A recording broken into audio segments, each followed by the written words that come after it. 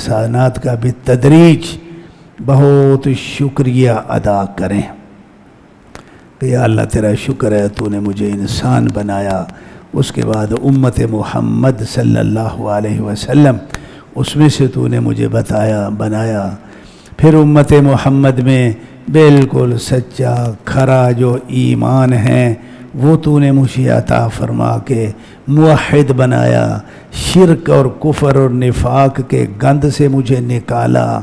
یہ اللہ تعالیٰ کے شکریہ کے سب سے بڑے پہلو ہیں جس کا آپ ہر وقت جو ہے وہ شکریہ ادا کریں۔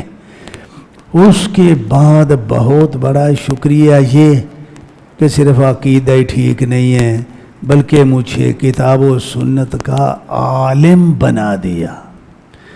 تو یہ جتنا بھی لئن شکرتم لأزیدنکم، ہم عموماً اللہ رب العالمین کی نعمتوں کو اس پہلو سے سوچتے نہیں ہیں، دیکھتے نہیں ہیں، توجہ نہیں دیتے، اس پہ اللہ کا شکریہ ادا نہیں کرتے۔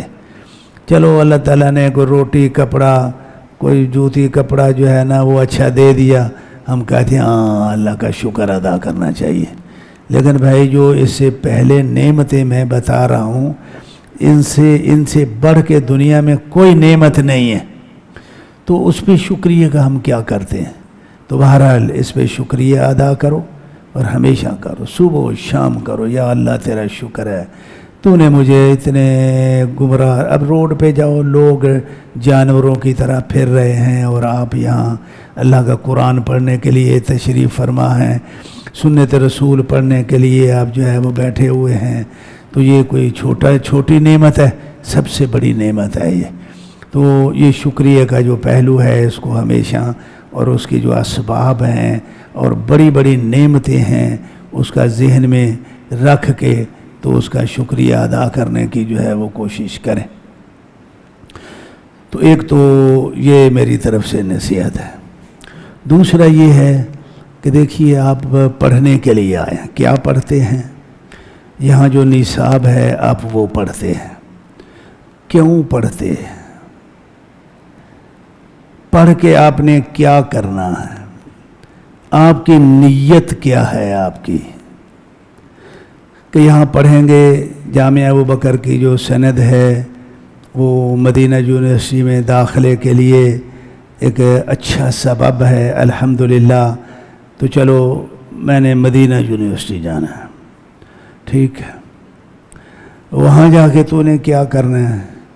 وہاں جا کے مکہ مدینہ مفت میں 4-5 سال جو ہے وہ گھومنا ہے، یا کہ وہاں بھی پڑھنا ہے تو کیا پڑھنا ہے؟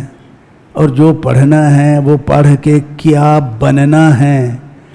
آخر یونیورسٹیاں مدارس گھوم کے آخری سند جو ہے وہ لے کے پھر آپ نے کیا کرنا ہے؟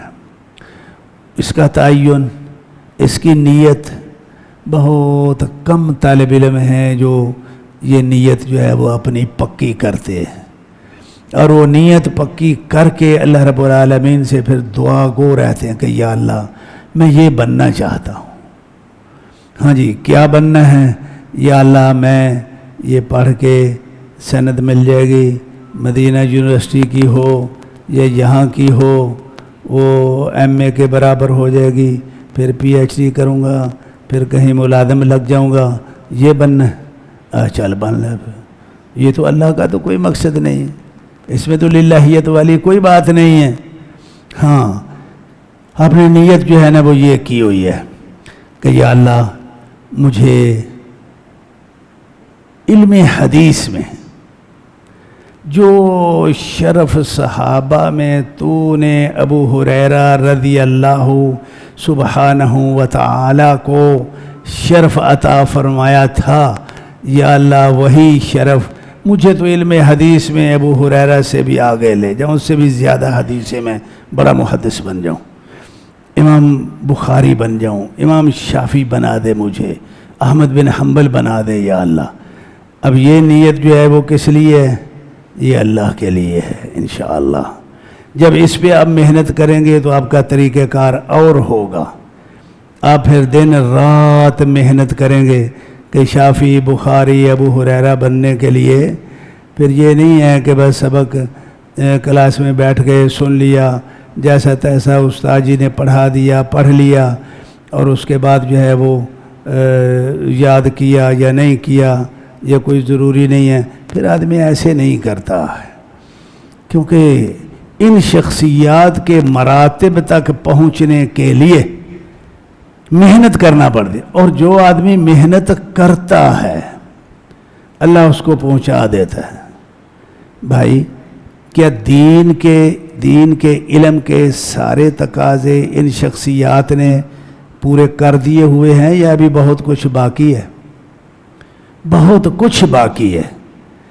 تو اس لیے ایک تو اپنی یہ نیت جو ہے وہ کھری کریں، اور اللہ تعالیٰ سے زیادہ دعائیں کریں کہ یا اللہ مجھے یہ بننا ہے، بس مجھے یہ بنا دے.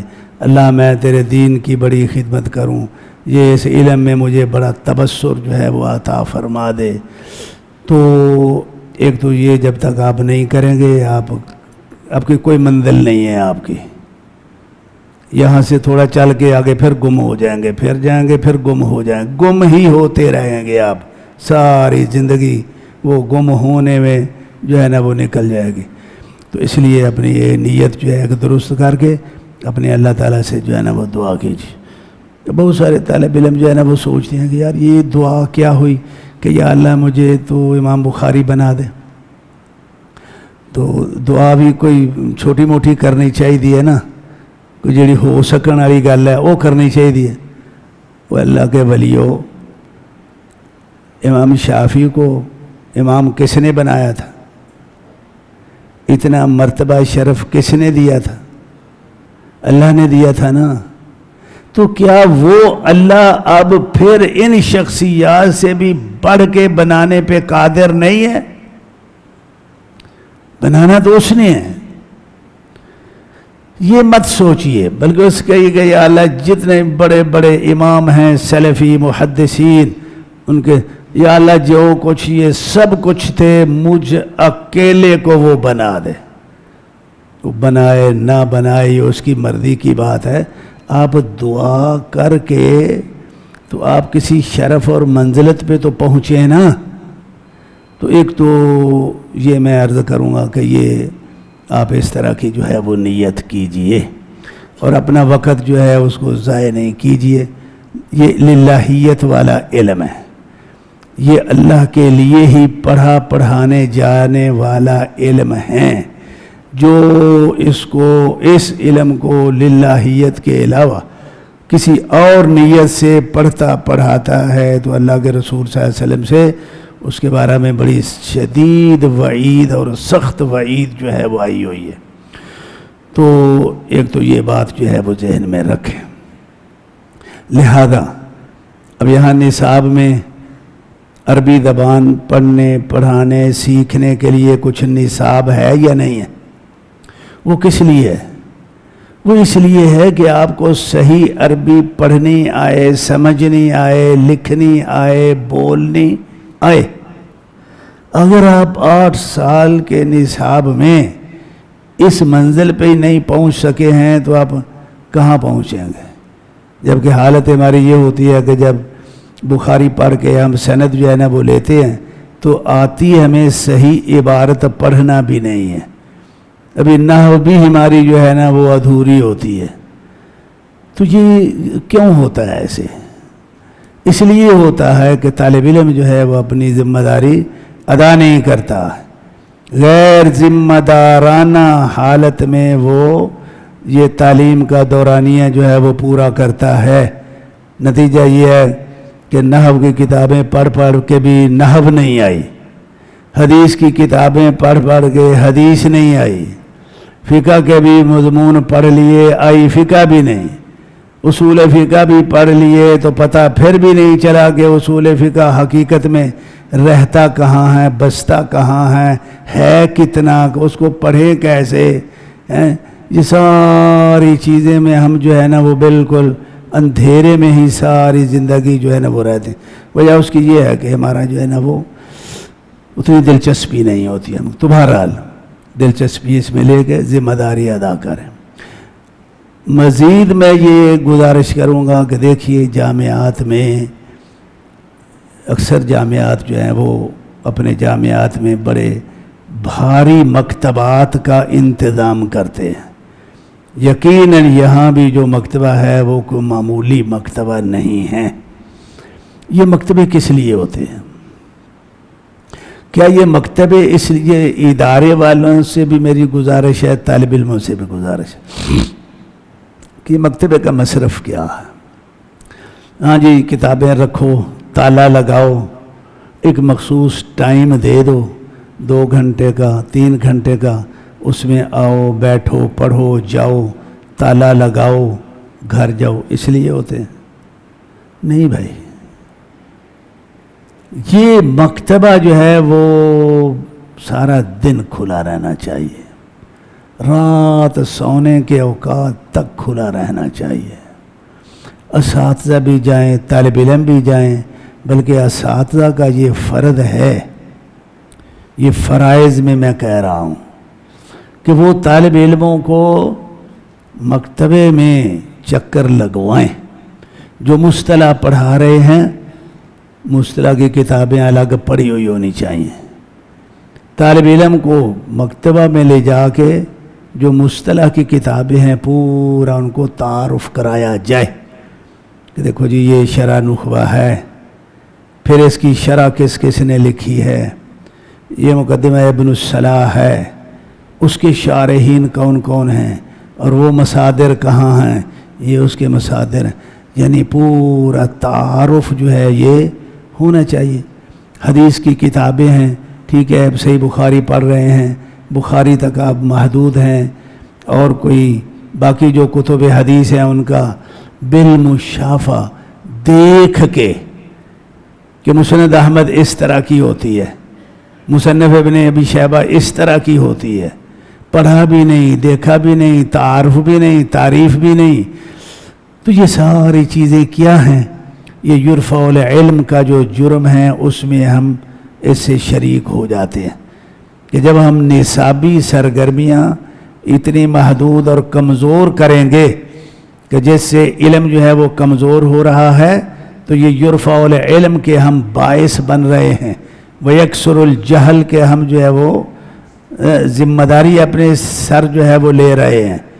تو اس لیے یہ مکتبے کا جو استعمال ہے, اور بالخصوص کتب کے تعارف کی جو بات ہے, تو اس پہ بڑی توجہ جو ہے وہ ہونی چاہیے. اس کو نصاب کا حصہ بنائیں, اور بالخصوص جو بڑی کلاسوں کے طالب علم ہیں.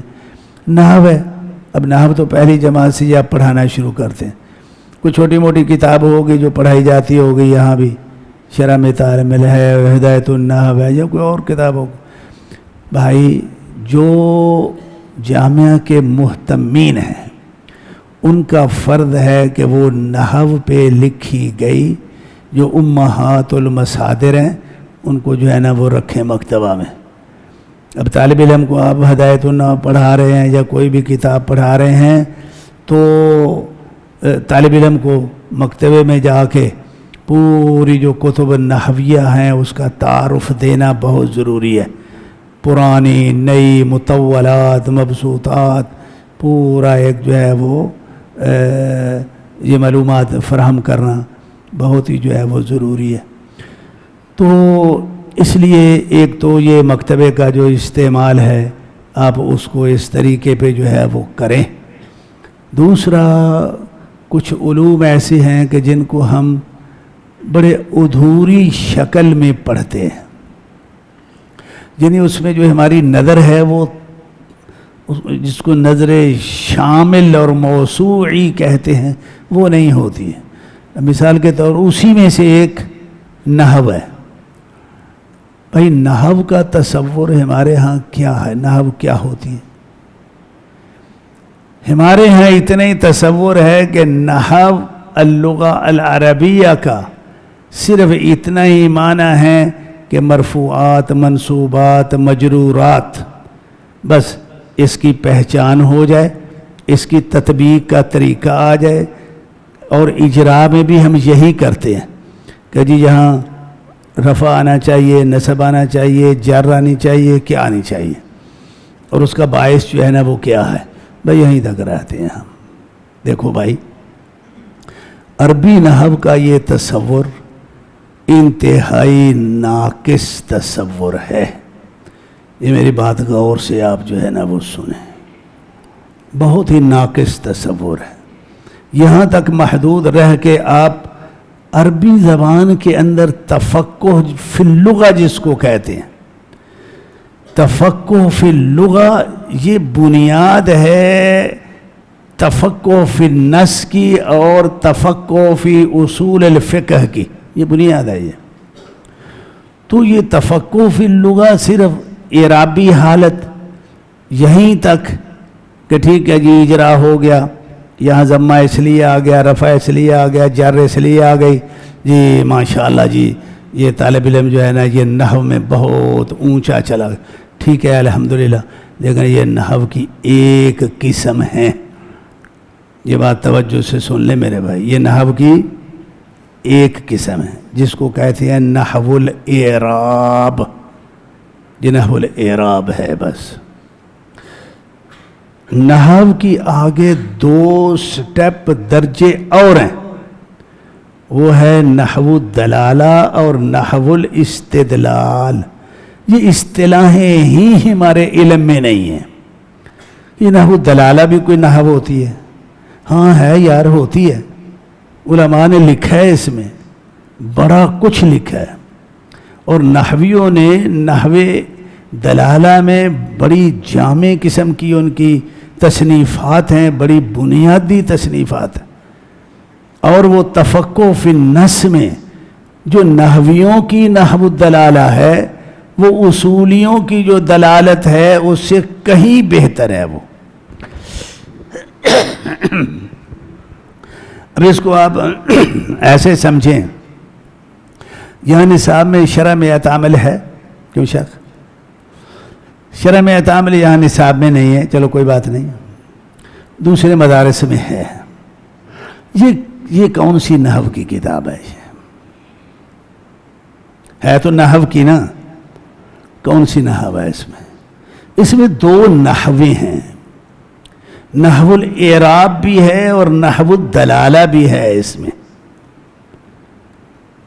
جو عوامل ہیں، مثلا یہ با ہے، یہ علا ہے، یہ فی ہے، تو جہاں اس کا عمل لکھا ہے، مثال کے طور پہ با کا عمل لکھا کہ با کیا ہوتی ہے؟ جارہ ہوتی ہے. جس اسم پہ داخل ہو گئے وہ کیا ہو جائے گا؟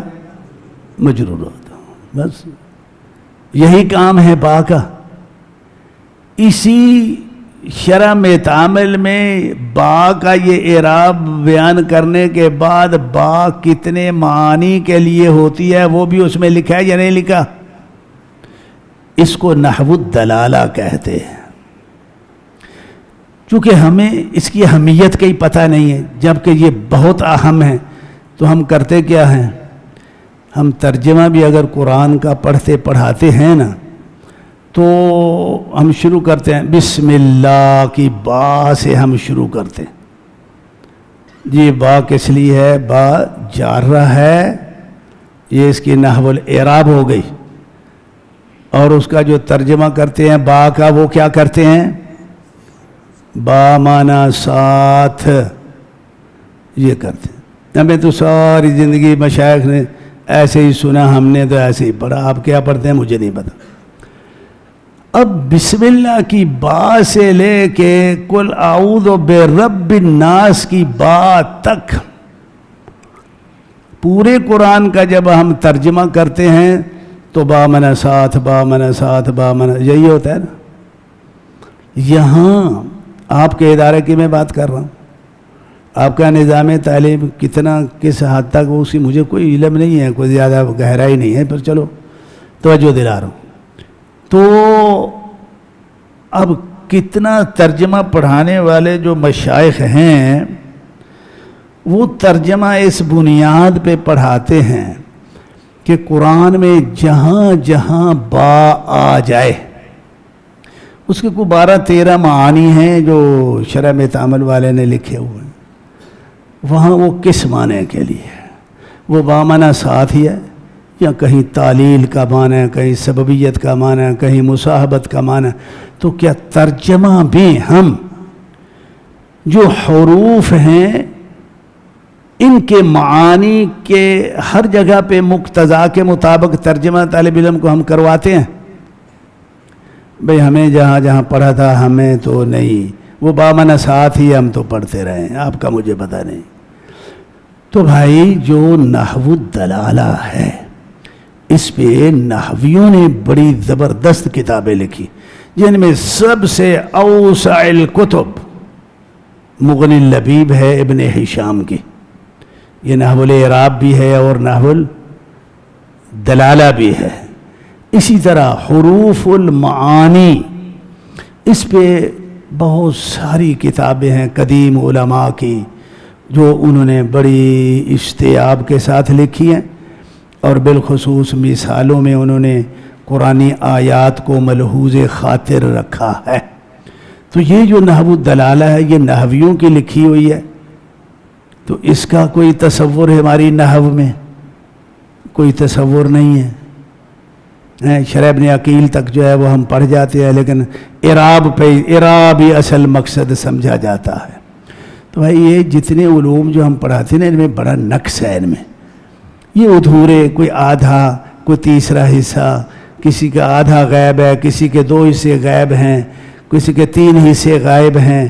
تو یہ ناقص اور مبتور قسم کے جو علوم فنون جن شکلوں میں ہم پڑھاتے ہیں، تو طالب علموں پہ نتائج کیا نکلیں گے؟ پھر ہم یہ کہیں گے ٹھیک ہے جی طالب علم تو ہمارا جو ہے نا وہ فقیہ ہونا چاہیے، محدث ہونا چاہیے، وہ کیسے فقیہ ہوگا؟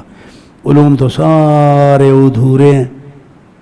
اچھا، پھر یہی ایک نحو الاستدلال ہے، یہ ایک اس پہ اصولیوں نے بحث کی ہوئی ہے۔ اب اصول فقہ کی کتابیں اٹھا کے دیکھیں، اس میں بالخصوص مجاز کی بحث میں اور عام کی بحث میں بہت سارے جو الفاظ ہیں ان پہ انہوں نے استدلال کی بنیاد پہ بحث کی ہوئی ہوگی، اور مسائل کو اس پہ تخریج کیا ہوا ہوگا، اور مستقل کتابیں اس میں لکھی ہوئی ہیں، جن میں امام طوفی کی کتاب ہے الصعقہ الغضبیہ علی من رد العربیہ، وہ پوری کتاب اسی میں، اس سینکڑوں مسائل اس نے نحوی قواعد پہ تخریج کر کے تو انہوں نے بیان کیے، اور یہ بتایا ہے کہ یہ جو عربیت ہے، کوئی آدمی یہ کہے کہ عربیت کو اہمال کے باوجود میں اجتہاد کے اعلیٰ درجوں پہ پہنچاؤں، تو یہ اس کی خام خیالی ہے۔ یہ الصعقہ الغضب، اب نام دیکھیں کتنا غصے والا نام ہے۔ اس طرح جمال الدین الاشنوی الشافعی رحمۃ اللہ علیہ الکوكب الدری فيما يتخرج على القواعد النحویہ من المسائل الفقہیہ، ان کی اتنی موٹی کتاب ہے، سینکڑوں مسائل ہیں جو یہ یہ نحو الاستدلال ہے۔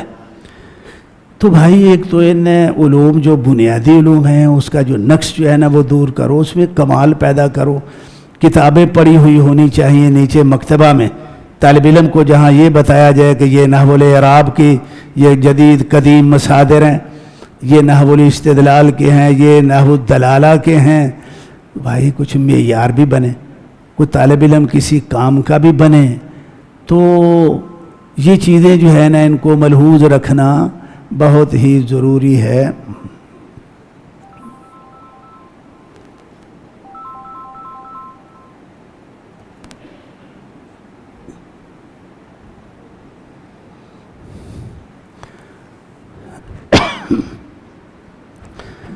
اسی طرح جو ہے نا وہ دوسرے علوم ہیں۔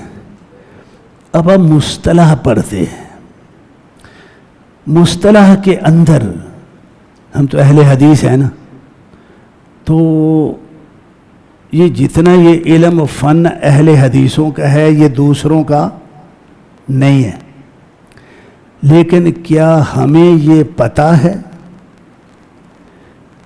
کہ بذات خود جو مصطلح الحدیث ہے اس کے اندر جو ہے ایسا کچھ موجود ہے جس کا علم حدیث سے کوئی تعلق نہیں ہے، بلکہ علم حدیث کی محدثین کی فکر نے، محدثین کی حدیثی فکر نے حدیث رسول صلی اللہ علیہ وسلم کی حفاظت میں جو بڑا جاندار تاریخی اور انسانیت کی تاریخ میں منفرد قسم کا جو کردار ادا کیا، اس کو ہی تباہ کرنے والے عناصر اس علم کے اندر جو ہے وہ داخل کر دیے گئے ہیں۔ وہ کس نے داخل کیے ہیں؟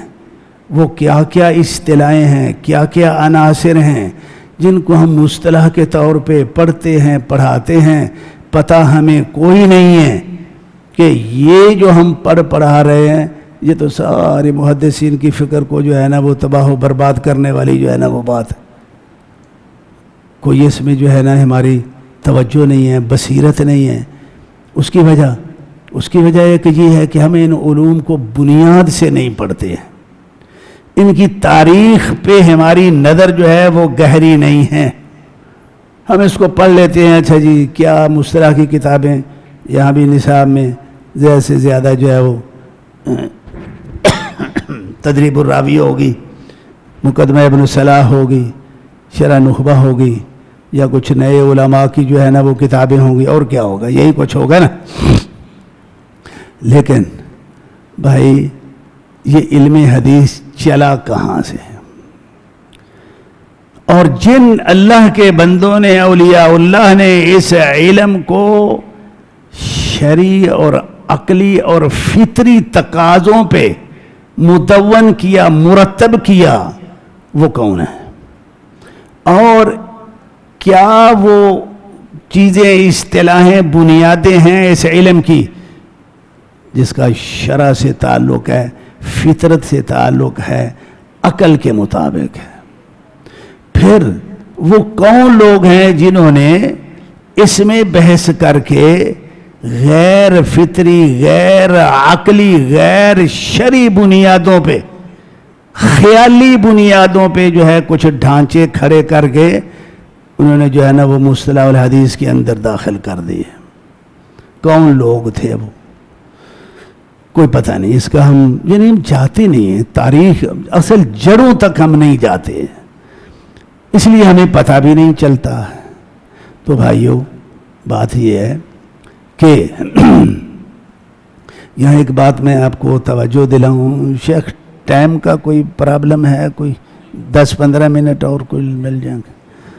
دیکھو بھائی، اگر آپ یہ پڑھنا چاہتے ہیں، جب تک آپ عقیدے میں، حدیث میں، مصطلح میں، اصول فقہ میں جو اصل جذور اور جڑیں ہیں خرابی کی، وہاں تک اگر آپ نہیں جائیں گے آپ کو کچھ پتہ نہیں چلے گا۔ تو سنیے، دین میں خرابی کرنے والے 3 بندے تھے۔ بڑے غور سے سنو یہ بات، عقیدہ بھی آپ کو سمجھ آئے گا اور خرابیاں اور یہ بھی آپ کو سمجھ آئے گی۔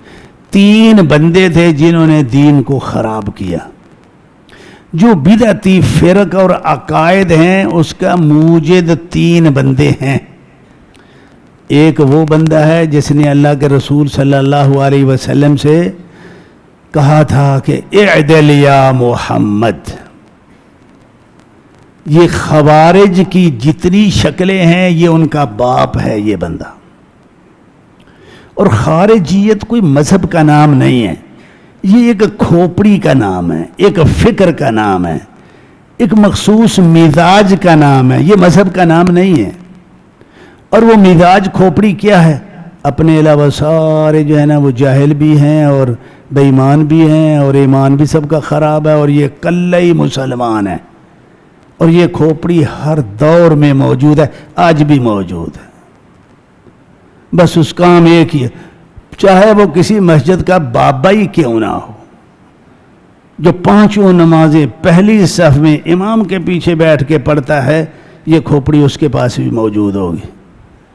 وہ 24 گھنٹے امام کی غلطیاں نکالے گا، مؤذن کی نکالے گا، طالب علموں کی نکالے گا، بس وہ اپنے علاوہ اس کو ہر بندہ غلط نظر آتا ہے۔ یہ کھوپڑی ہے خوارج کی۔ تو خوارج کی جو آگے فروع ہیں عقیدے میں، وہ آپ جو الفرق پہ لکھی گئی کتابیں ہیں وہ آگے پڑھ لیجیے آپ۔ دوسرا بندہ جو ہے وہ ہے عبداللہ بن سبا الیہودی۔ اس نے کیا کیا؟ اس نے حقوق آل بیت اور فضائل آل بیت اور محبت آل بیت کے نام پہ ایک مخصوص فکر جو ہے اس نے وہ ایجاد کیا، پروان چڑھایا، اور پھر مقتل عثمان رضی اللہ سبحانہ و تعالی عنہ سے لے کے آگے تک یہ شیعہ اور روافض کے جتنے فرق ہیں ان سب کی سند جو ہے یہ والا بندہ ہے، اور یہ ایک الگ طائفہ ہے جس کو ہم شیعہ یا رافضی کہتے ہیں۔ تیسرا بندہ ہے وہ یہودی لبید ابن الاعصم، یہ بھی یہودی ہے۔ پھر اس کا ایک بھانجا ہے طالوت، پھر اس کے بعد اس کا شاگرد ہے بیان ابن سمعان، پھر آگے جعد ابن درہم، پھر جہم ابن صفوان۔ یہ جو طائفہ مبتدعہ ہے اس کا ساری ترکیب جو ہے وہ اللہ رب العالمین کی صفات سے ہے کہ جی اللہ کی صفتیں کوئی نہیں ہوتی، یہ مانے تو یہ ہوتا ہے، یہ مانے تو یہ لازمات ہے، یہ مانے تو یہ لازمات ہے۔ یہ نتیجہ یہ ہے کہ اللہ کی ذات کو گول مول غیر مفہوم جی کہاں ہے، نہ وہ اوپر ہے، نہ وہ نیچے ہے، نہ وہ دائیں ہیں، نہ وہ بائیں ہیں، نہ وہ آگے ہے، نہ پیچھے ہے، نہ اندر ہے، نہ باہر ہے، تو پھر ہے کہاں یار؟ تو یہ سارے عقیدے جو اسماء و صفات کے اور یہ وہ سارا تسلسل یہ لائن کس کی طرف جاتی ہے؟ سیدھا لبید ابن الاعصم کی طرف جاتی ہے۔ وہ بذات خود جو ہے وہ تورات کے بارے میں وہ خلق تورات کا قائل تھا، یہ خلق قرآن کے نظریات اور اس طرح کے سارے یہ ادھر 3 لائن۔ بھائی جب تک ان فتن کی ان تینوں لائنوں کے الگ الگ جو عقائد ہیں ان کو الگ الگ شکل میں سمجھ کے آپ آگے نہیں چلیں گے، آپ ان کے ساتھ نپٹیں گے کیسے؟ اب پھر یہاں سے بات آ کے جو ہے وہ جہم ابن صفوان تک پہنچ گئی۔ جہم ابن صفوان سے آگے کیا ہے؟ آگے جو ہے وہ اعتدال کا نظریہ ہے جو تھوڑا سا جہمیت سے کوئی 18-20 کے فرق سے جو ہے نا وہ سلجھا ہوا ہے۔ اس کے بعد پھر کیا ہے؟ پھر ماتریدیت ہے اور اشعریت ہے۔ وہ کہاں سے آئی ہے؟ وہ بھی جو ہے نا وہ معتزلے کے قبیلے کا ہی جو ہے نا وہ ایک خاندان ہے۔ اچھا اب ان لوگوں کا علم حدیث کے ساتھ تعلق کیا ہے؟ یہ وہ لوگ ہیں بنیادی طور پہ جو علوم حدیث اور اصول فقہ دونوں کو خراب کرنے والے لوگ ہیں یہ، اور بدقسمتی سے بالخصوص حنفی اصول فقہ کے جو مدون لوگ ہیں، تدوین کرنے والے لوگ ہیں، وہ سارے معتزلی ہیں۔ جتنی کتابیں اوائل الکتب جو اصول فقہ میں ہیں وہ ساری کی ساری کن کی ہیں؟ حنفی معتزلیوں کی۔ ان کی اپنی نظریات، اور ان کا جہمی ہو معتزلی ہو، اس کا علم حدیث کے بارے میں ایک مخصوص مزاج ہے، وہ یہ ہے کہ حدیث کو ماننا نہیں ہے۔ محدثین کے مقابلہ میں ان لوگوں نے الگ ایک منہج بنایا ہوا ہے، جو میں آپ کو ابھی بتانے لگا ہوں وہ بات۔ جس طرح محدثین کا ایک جچا تلا منہج ہے نا، ان لوگوں نے ان کے مقابلہ میں ایک بنایا ہوا ہے، اور بنا کب؟ جب منطق اور فلسفہ کی کتابیں جو ہیں وہ ترجمہ ہو کے آئیں تو تب بنا۔ اس سے پہلے یہی محدثین کے ہاتھوں یہ زچ ہوتے رہتے تھے۔ کفریہ عقائد کے لیے بھلا کوئی حدیث ملے گی؟ نہیں ملے گی۔ اب ان کے پاس کوئی حل نہیں تھا سوائے اس کے کہ یہ اپنے کفریہ عقائد کی تائید میں حدیثیں وضع کر لیں۔ اب ان کے ہاتھ ایک نظریہ آیا منطق اور فلسفہ کے ذریعے، بس اس وقت سے ان کی جان چھوٹ گئی اور ہماری پھنس گئی۔ اور وہ کیا تھا؟ وہ جو دیکھو جی محدثین کے ہاں تقسیم یہی ہے نا کہ حدیث یا صحیح ہوگی یا ضعیف ہوگی یا مرسل ہوگی، یہی ہوگی نا۔ ان کے نزدیک تقسیم یہ ہے کہ یار یہ حدیث جو ہے یا متواتر ہوگی یا خبر واحد ہوگی۔ چلو متواتر ہے وہ قطعی ہے، بہت پکی جو ہے نا وہ قطعی ہے، عقیدہ اس سے ثابت ہوگا، وہ یار متواتر کیا ہوتی ہے؟ وہ جو اتنے راوی اس کو بیان کریں کہ جتنوں کا جھوٹ پہ متفق ہونا محال ہو. اچھا وہ کتنے ہوتے ہیں؟ کسی کو آج تک پتہ نہیں ہے کہ وہ کتنے ہوتے ہیں. اب جی 100 ہوگا بھائی، عقل تو 100 آدمی کا جھوٹ پہ متفق ہونے کو محال نہیں سمجھتی. اچھا جی 2000 کر لو جی، اتنا کر لو اتنا کر لو، کرتے کرتے بحث چلی، نتیجہ یہ نکلا کہ یار عدد کی بنیاد پہ تواتر کا تعین ناممکن ہے. تو پھر گھوم کے اچھا جی دیکھو جی، متواتر کا مطلب یہ ہوتا ہے کہ وہ خبر یقینی ہو جائے. تو بھائی جو یقینی ہو گئی وہ متواتر. اچھا چل ہو جائے تو وہ یقینی کا کیا فائدہ ہوگا؟ تو ایک چیز میرے نزدیک اس کا صدق یقینی ہے. آپ کہتے ہیں کہ آپ کو تو سچائی کی یقین کیے بیٹھے ہیں، میں تو اس کے جھوٹ کا یقین جو ہے نا، میرے پاس تو وہ دلائل موجود ہیں. تو پھر وہ ویسے ہی حجت نہیں رہتی. تو بڑے نقائص ہیں اس میں. تو آخر ہوا کیا بھائی؟ ہوا یہ کہ ان لوگوں نے بالخصوص جو جہمی اور معتزلی حنفی لوگ ہیں، حنفی چونکہ ایک ایسا طبقہ ہے، فرقہ ہے جو اہل السنہ کا شمار ہوتا ہے. یہ تستر تھا ان کا. اب وہ کھل کے کہیں کہ میں جہمی ہوں، کھل کے کہیں کہ میں معتزلی ہوں، بالکل اس کو کوئی ماننے کے لیے تیار نہیں. وہ کہے کہ جی میں تو حنفی ہوں، میں تو محمدی ہوں. محمدی کہلا کے وہ غیر محمدیوں والے عقائد کو جو ہے پروان چڑھاتا رہے تو اس کا کیا ہوگا؟ بڑی حد تک اس کو برداشت کیا جائے گا. تو بہرحال ان لوگوں نے جو اصول فقہ میں کتابیں لکھی، محدثین کے مقابلہ میں انہوں نے یہ تقسیمیں بیان کی.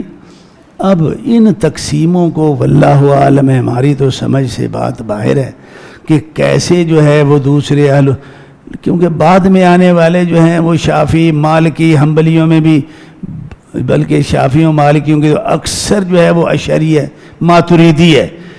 اور یہ ماتریدی اشعری ان کا مزاج حدیث میں وہی جہمیوں والا ہے. تو اب مصطلح کی جن کتابوں میں ہم یہ اصطلاحیں پڑھاتے ہیں تو کیا سمجھ کے پڑھا رہے ہیں کہ یہ محدثین کی اصطلاحیں؟ او بابا محدثین کی اصطلاحیں نہیں ہیں یہ. اب آپ کہیں گے کہ جی کیسے نہیں ہیں؟ خطیب بغدادی رحمۃ اللہ علیہ نے بیان کیے، ابن حجر رحمۃ اللہ علیہ نے جو ہے نا وہ شرح نخبہ کی وہ ساری بنیاد ہی اس پہ جو ہے نا وہ ڈھانچے پہ رکھ دی. تو وہ بڑے محدثین ہیں. اب یہ حافظ ثناء اللہ زیدی کون ہوتا ہے؟ یہ تو بات ہی بڑی غلط کر رہا ہے. بھائی یہ تو صحیح بات ہے، میری کیا اوقات ہو سکتی ہے؟ کوئی اوقات نہیں ہے، لیکن بات میں کوئی وقت تو ہے نا. میرا یہ سوال ہے، ابن حجر رحمۃ اللہ علیہ نے ہزاروں حدیثوں کی تخریج کی، انہوں نے صحیح ہے، صحیح ضعیف کے حکم لگائے انہوں نے. جب حدیث کی تحقیق میں، تخریج میں، حکم لگانے پہ وہ جاتے ہیں تو ابن حجر رحمۃ اللہ علیہ نے کبھی متواتر اور احاد کی اصطلاحوں کی بنیاد پہ بھی جو ہے نا انہوں نے حکم لگایا؟ کبھی لگایا؟ بھائی آپ اپنے یہاں بھی مشائخ رہتے ہیں، علم حدیث سے ان کا تعلق ہے، وہ جب بھی کسی حدیث پہ حکم لگاتے ہیں تو کن لفظوں سے لگاتے ہیں؟ صحیح ہے یا ضعیف ہے؟ متواتر اور احاد کی بنیاد پہ کسی محدث کا آپ مجھے وتیرہ بتا دیں کہ انہوں نے اصطلاحوں کی بنیاد پہ. تو بھائی یہ اصطلاحیں پھر کس کام کی ہیں؟ جب حدیث کا جو دراسہ ہے، دراست الاسانید، اور جو آخر میں حکم لگانا ہے وہی انہیں اصطلاحوں کی بنیادوں پہ نہیں ہے، تو یہ اصطلاحیں پھر کام کہاں آتی ہیں؟ میاں یہ کام آتی ہیں عقیدے کے مسائل میں شور شرابہ ڈالنا ہو تو یہ وہاں استعمال ہوتی ہیں، یا پھر جو ہے وہ اصول فقہ میں کہیں، اور بے عین ہی ان مسائل میں ہوتی ہیں کہ جن مسائل میں ان سارے ماتریدی، اشعری، معتزلی، جہمی، ان کے عقائد پہ جہاں ڈز پڑتی ہے وہاں جو ہے نا وہ جی یہ خبر واحد ہے، جی یہ خبر واحد، یہ وہاں استعمال ہو. یہ لڑائی جھگڑے والی باتیں ہیں، یہ کوئی علمی اصطلاحیں نہیں ہیں. لیکن مصیبت یہ ہے کہ اب یہ علم حدیث میں جو ہے نا وہ شامل ہم پڑھاتے ہیں. بہت ساری کتابیں آپ دیکھیں گے کہ جو معاصر علماء اچھے خاصے محدثین اہل حدیث علماء نے، حتیٰ کہ مشائخ مدینہ یونیورسٹی کے مشائخ نے بھی جو لکھی ہیں تو وہی علی طریقت ابن حجر رحمۃ اللہ علیہ. یہ کیا ہو رہا ہے بھائی؟ تو بات کرنے کا جو ہے نا وہ مطلب یہ ہے کہ اس طرح کا جو ہے وہ بہت سارا معاملہ ہے جو الجھا ہوا ہے، جس کو سلیقے سے سلجھانے کی ضرورت ہے، پڑھنے کی ضرورت ہے، سمجھنے کی ضرورت ہے.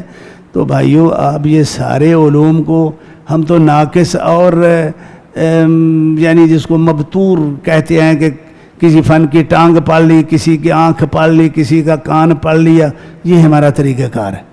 جو بھی فن ہے اس کو اپنی اصل خالص شکل میں وہیں تک محدود رکھ کے اس کو پڑھو اور مکمل پڑھو اس کو. اگر آپ راسخ فی العلم بننا چاہتے ہیں تو بہرحال مسائل تو اور بھی بہت ہیں، ٹائم جو ہے نا وہ کافی ہو گیا بھائی. میں انہی گزارشات پہ جو ہے وہ اکتفا کر لیتا ہوں آج کی مجلس میں.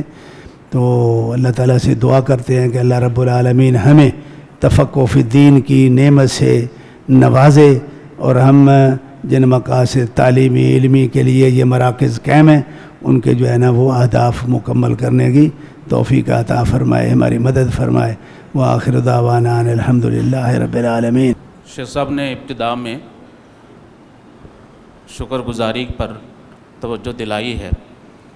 اسی سلسلے میں ایک حدیث ہے، من لم یشکر الناس لم یشکر اللہ. جو لوگوں کا شکر گزار نہیں ہوتا وہ دراصل اللہ تبارک و تعالیٰ کا بھی شکر گزار نہیں ہوتا. ہم انتہائی زیادہ شکر گزار ہیں شیخ محترم کے کہ وہ تشریف لائے اور ہمیں استفادے کا موقع عطا فرمایا، اور التماس ہے کہ گاہے بگاہے اسی طرح جامعہ کو شرف بخشتے رہیے. اور بہت کچھ کہنے کا دل کر رہا ہے، لیکن اسی پر اکتفا کرتے ہیں کہ جزاکم اللہ خیراً و احسن الجزاء و بارک اللہ فی علمکم و عملکم و حیاتکم و تقبل اللہ منا و منکم صالح الاعمال. والسلام علیکم ورحمۃ اللہ وبرکاتہ.